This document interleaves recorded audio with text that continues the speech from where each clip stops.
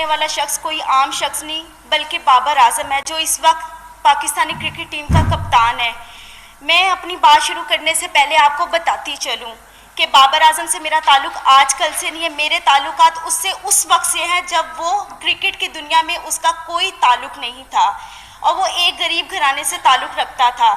آپ تمام صحافی بھائیوں سے میری ریکویسٹ ہے کہ مجھے انصاف دلایا جائے، اور میں امید رکھتی ہوں کہ آپ ہر حال میں مجھے انصاف دلائیں گے تاکہ آئندہ قوم کی کسی بیٹی کے ساتھ اس طرح کی زیادتی نہ ہو جو میرے ساتھ ہوئی ہے۔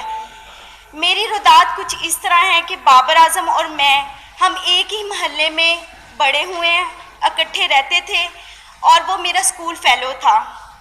اسکول کی وجہ سے اور ایک جگہ پہ رہنے کی وجہ سے ہم لوگوں کی بہت اچھی دوستی تھی۔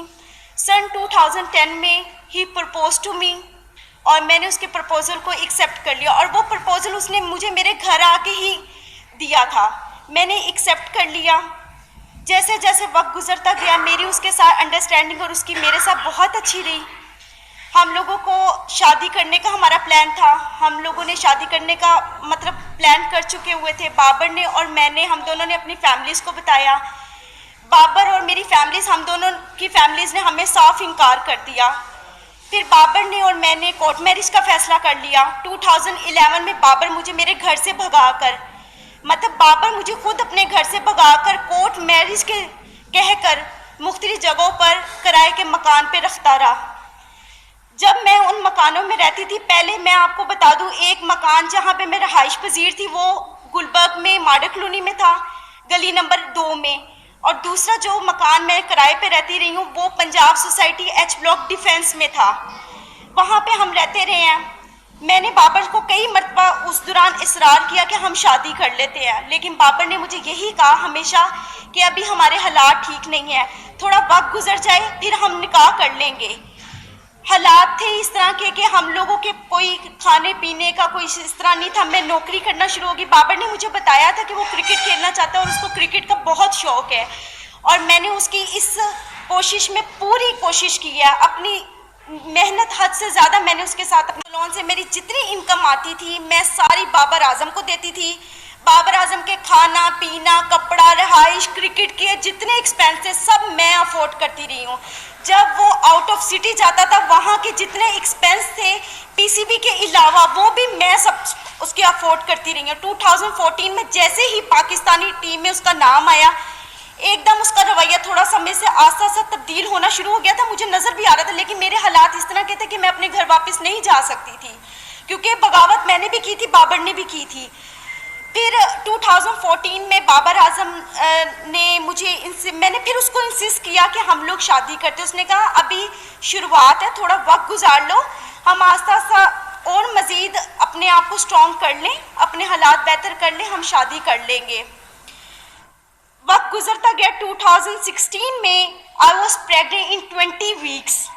جب میں نے بابر کو بتایا، اس کا یہ خبر سن کے ایک دم رویہ اتنا عجیب ہو گیا میرے ساتھ، جیسے میں نے کوئی گناہ کر لیا، مجھے مارا پیٹا، کافی مجھے انسسٹ کیا، اور میں اس وقت بے بس تھی بیکاز میرے پاس تو کوئی اور آپشن نہیں تھا۔ تو بابر اعظم نے میں آخر اس کی اس بات میں حامی بھر لی۔ وہ مجھے بیگم کوٹ پہ ایک it was very congested place جہاں پہ وہ مجھے لے گیا اسقاط حمل کے لیے۔ اس میں ملوث اس کے 2 دوست بھی تھے، ایک کزن تھا اور اس کا چھوٹا بھائی بھی تھا، سفیر اعظم عبد القادر کے بیٹے عثمان قادری، ہی از اے آئی وٹنس۔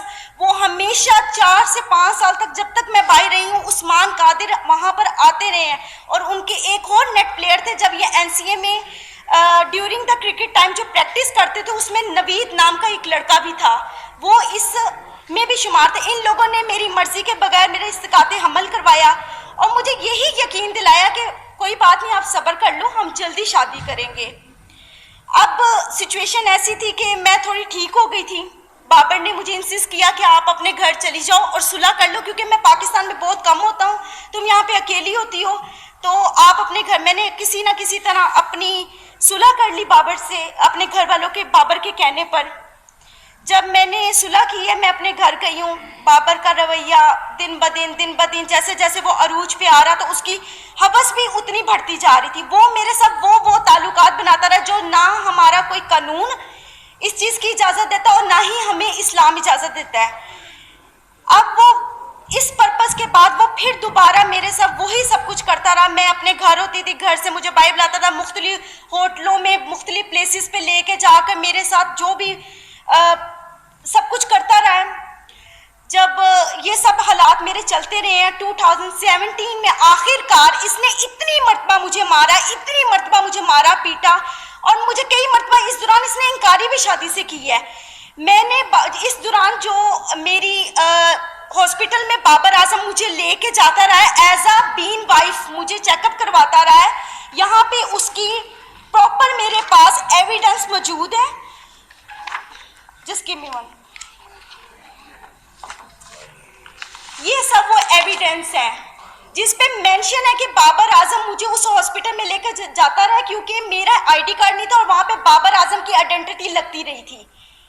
ٹھیک ہے، یہ اس چیز کے ایویڈنس ہے. یہ مجھے وہاں پر لے کے جاتا رہا ہے، سب کچھ کرتا رہا. بالآخر میں نے تنگ آ کے 2017 میں پولیس رپورٹ کی بابر کے خلاف، جس کے پرپس میں اس کے فیملیز یہ سب آئے ہیں. ادھر جب ہمارے جو آفیسر تھے جنہوں نے ہمیں دیکھا تھا، اس آفیسر نے یہ فیصلہ کیا کہ آپ بابر کو یہاں پہ پیش کریں. بابر پیش نہیں ہوا، لیکن اسی رات سیم نائٹ بابر نے